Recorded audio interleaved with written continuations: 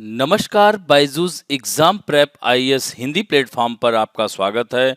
दोस्तों, आज हम लोग 23 मई 2022 के दैनिक क्विज की चर्चा करेंगे, जो कि आपके आगामी संघ लोक सेवा आयोग की प्रारंभिक परीक्षा के दृष्टिकोण से लाभदायक सिद्ध हो सकता है।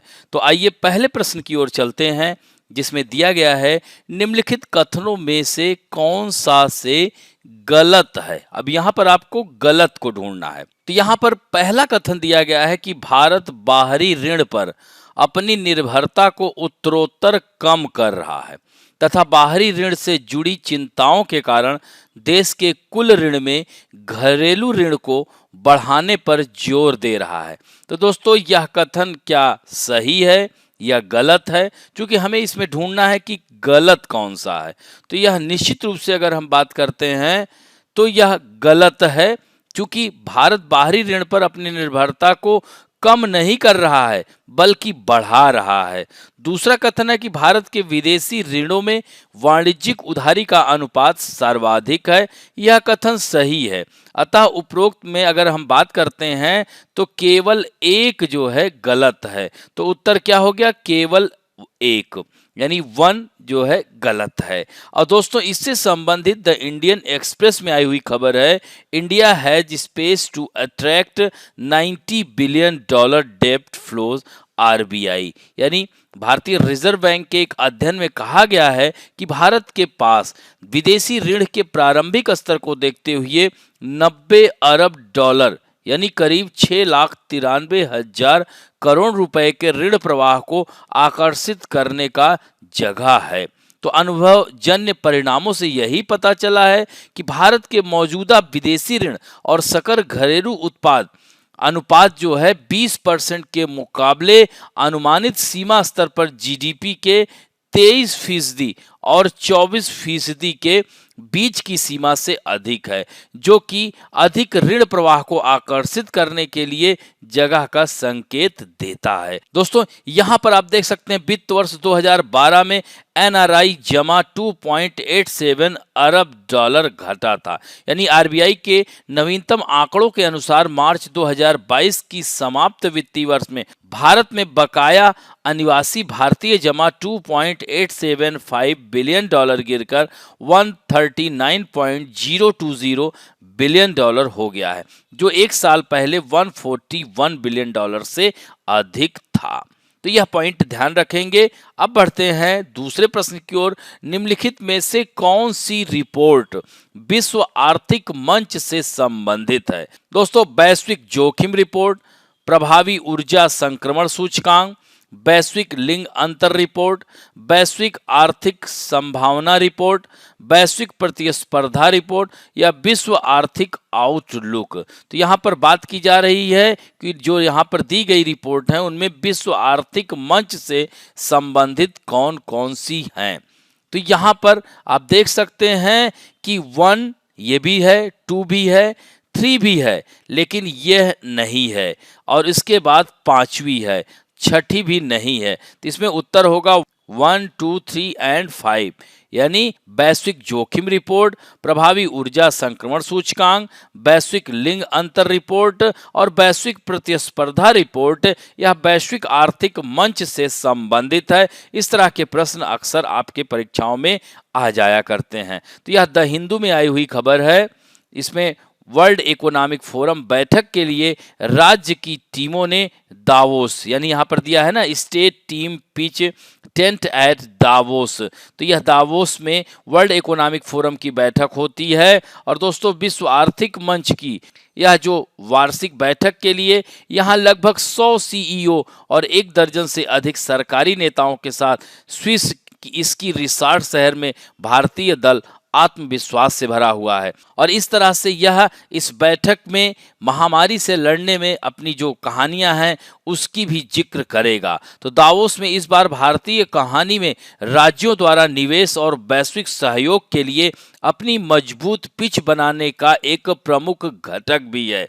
उनमें से प्रमुख हैं तेलंगाना, आंध्र प्रदेश, कर्नाटक, तमिलनाडु, महाराष्ट्र। तो तेलंगाना टीम का नेतृत्व मंत्री केटी रामा राव अपने राज्य को एक विशेष गंतव्य और नवप्रवर्तक के रूप में प्रवेश करने के लिए एक मजबूत क्षेत्र बना रहे होंगे, जबकि कर्नाटक के मुख्यमंत्री राज्य में और अधिक निवेश आकर्षित करने का विश्वास व्यक्त किया है। तो दोस्तों ये भी ध्यान रखेंगे, द हिंदू में आई हुई खबर है। अब बढ़ते हैं तीसरे प्रश्न की ओर। निम्नलिखित कथनों में से कौन सा से सही है?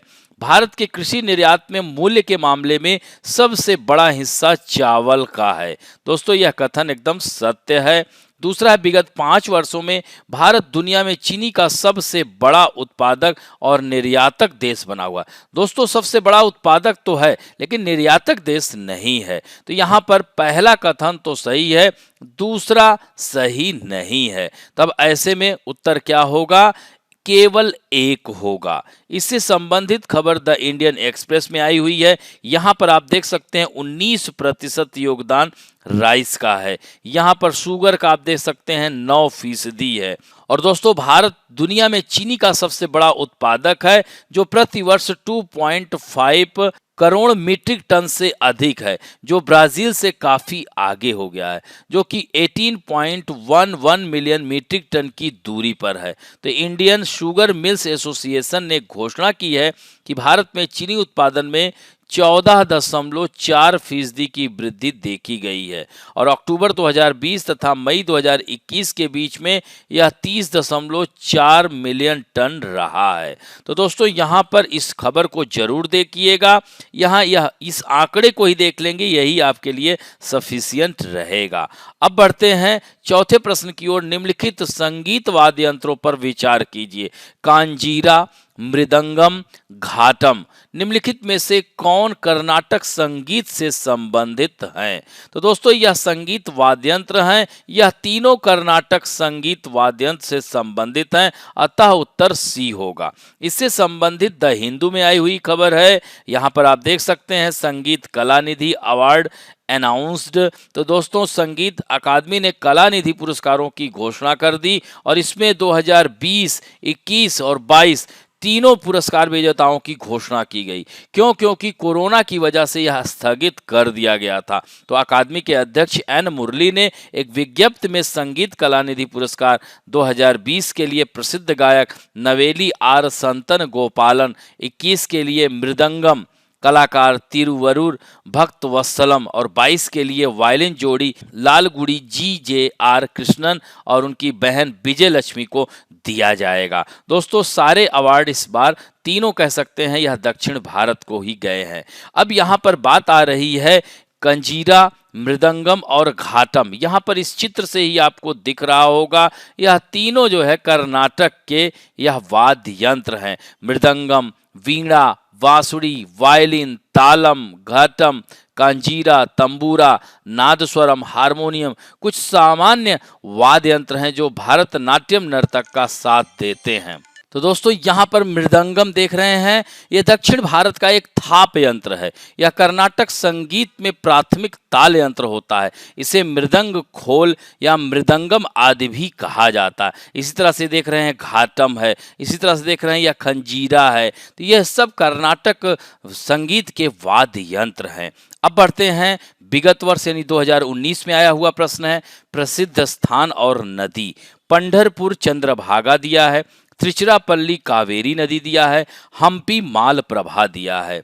तो दोस्तों यह त्रिचिरापल्ली अगर हम बात करें तो इसे त्रिची भी कहते हैं। याद रखेंगे यह तमिलनाडु में है और यह त्रिची जो है तमिलनाडु का एक शहर है और यह राज्य के केंद्र में कावेरी नदी यहीं से होकर बहती है। कर्नाटक के कुर्ग जिले से निकलती हुई त्रिचिरापल्ली होते हुए जाकर बंगाल की खाड़ी में गिर जाती हैं। तो इस तरह से कावेरी नदी के तट पर स्थित है यह त्रिचिरापल्ली। ये कथन तो सत्य है।